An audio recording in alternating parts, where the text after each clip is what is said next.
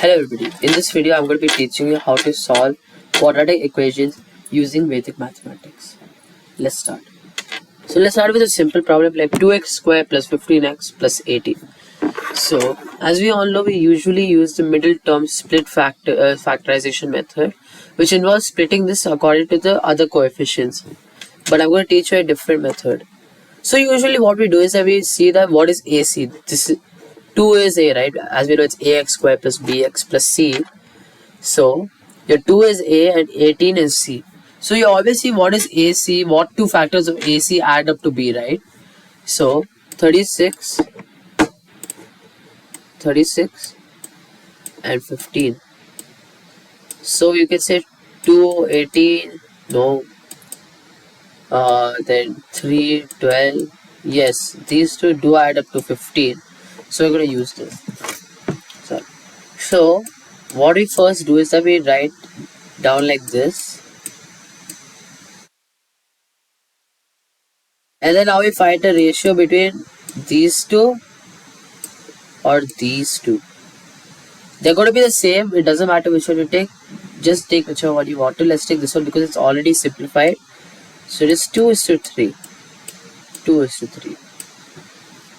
Now, whenever you factorize a quadratic expression, you get two binomials. So this ratio and its left hand side will be the x coefficient of the first binomial. So 2x, and this will be the constant of it. So 2x plus 3. So this is one of your binomials.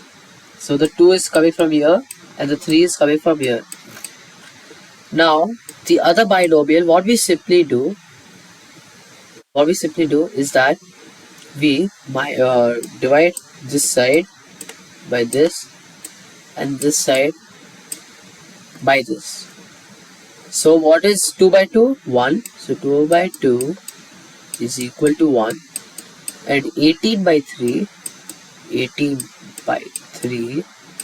is equal to 6. Now again, remember your left hand side is going to be your x term coefficient and your right hand side is going to be your constant. So x plus 6.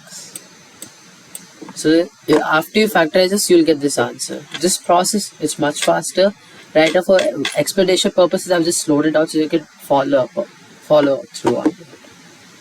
Another example. This might seem a little complicated, but don't worry, it's very easy to solve using Vedic maths.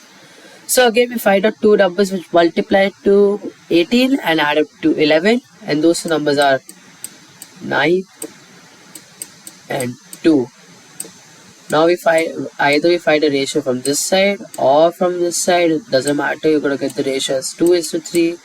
So always remember, whenever you take the ratio, the factors of 11 will be on the left hand side, and the other one, which was in the quadratic equation expression, would be on the right hand side. Now again the same thing. So this basically represents the first binomial of the thing. So we can write 2x plus 3. And now we again write this, and then we divide the things like this. 3 by 3 is equal to 1 and 6 by 2 is equal to 3. So this is going to be our x coefficient, this is going to be our constant of the next binomial. So we write 3x plus 1. Now let's do an example where one of the coefficients is negative. It will be minus 30. So that means one of these factors is going to be negative. So what are the factors of 30?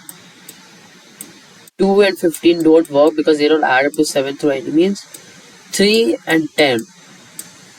This works because if we write the 3 as minus 3, so when we add these two numbers, it will come as 7. So we write 10 and minus 3.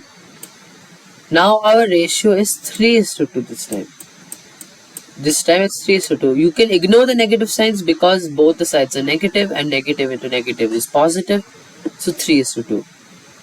Now this is going to be our first binomial, which is 3x plus 2. And now, just like the previous case, we are going to divide this. So 15 by 3 15 by 3 is equal to 5, and minus 2 by 2 is equal to negative 1. So what is the other binomial? Correct, it is going to be 5x minus 1.